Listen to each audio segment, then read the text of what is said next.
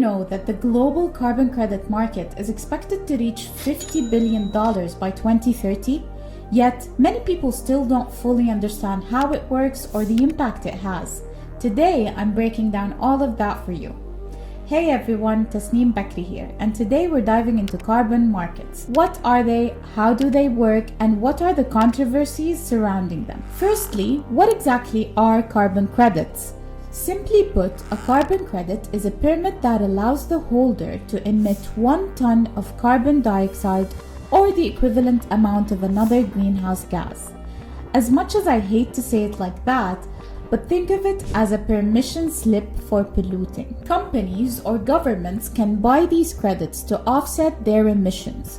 For example, if a company emits 1,000 tons of CO2, they can purchase 1,000 carbon credits to balance out their emissions. And these credits can come from diverse projects like reforestation, renewable energy, and even methane capture from landfills. Now let's talk about the carbon markets. When we say carbon markets, we mean the platform where carbon credits are bought and sold. Prices can vary significantly by region. For instance, California's average price is around $30 per ton, while in Europe it's about 88 to 90 euros per ton.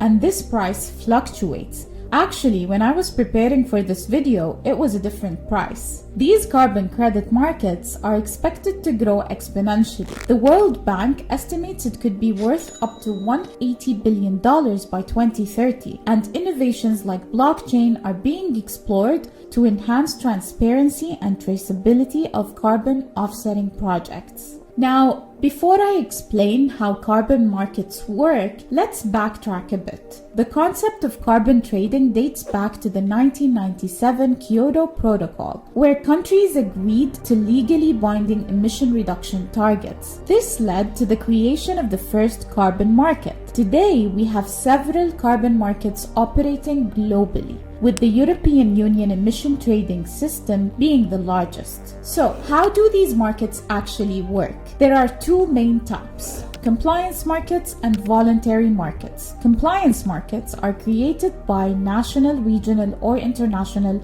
carbon reduction regimes. The EU's ETS is a prime example, where governments set a cap on the total amount of greenhouse gases that can be emitted.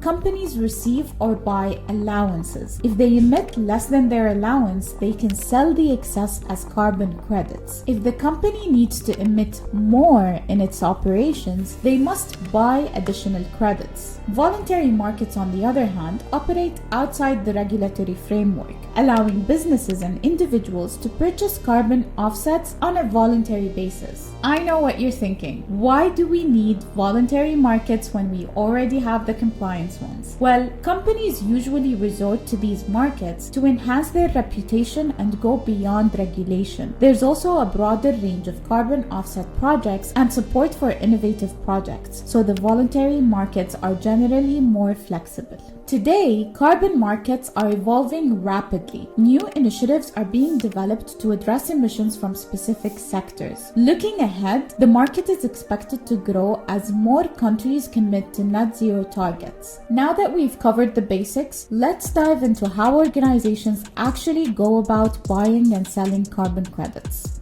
To buy carbon credits, organizations should identify their need, choose a verified standard like the Verified Carbon Standard, which was developed by a non-profit organization called Vera, select an appropriate project, purchase the credits, and retire them to ensure they're not reused. On the other hand, to sell carbon credits, organizations must develop a project that reduces emissions, get it verified by a recognized authority, register their credits on a carbon registry, find buyers, and retire the credits once sold. Now, I want to zoom in a little bit on the MENA region. Countries like the UAE and Saudi Arabia are investing heavily in carbon capture and storage. For example, in the UAE, Masdar City has launched the Global Carbon Capture and Storage Institute's first Middle East headquarters, focusing on regional CCS projects. Additionally, ADNOC is also developing projects to mineralize CO2 into rock formations. In Saudi Arabia, ambitious plans include capturing 44 million tons of CO2 annually by 2035, with a significant project in Jubail aiming to store up to 9 million tons of CO2 per year by 2027, as part of Saudi Aramco's strategy to advance blue hydrogen and cleaner energy production. According to a recent report from the World Bank, the demand for carbon credits is skyrocketing as more countries and companies commit to net zero targets. This surge is driven by an increased awareness of climate change and the urgent need for effective solutions. Major corporations like Microsoft and Shell are investing heavily in carbon offset projects. But it's not all smooth sailing. There is a bumpy side. Carbon markets are complex and have faced their fair share of controversies. Critics argue that they allow companies to buy their way out of reducing emissions. There's also the risk of double counting, where the same carbon reduction is claimed by multiple parties, which is why retiring the credits was an important step in the steps that I mentioned earlier.